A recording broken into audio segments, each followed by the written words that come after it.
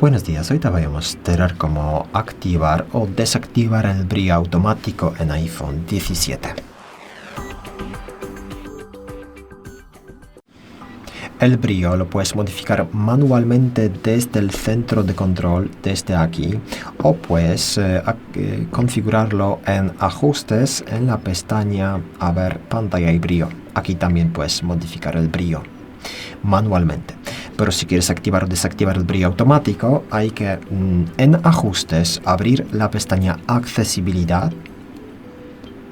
Luego aquí pasamos a pantalla y tamaño de texto. Y aquí pasamos a la última opción, brillo automático. Y aquí puedes activar o desactivar esta opción en un clic. Y ya es todo. Muchas gracias por ver el vídeo. Deja un comentario abajo, suscríbete al canal. Hasta luego.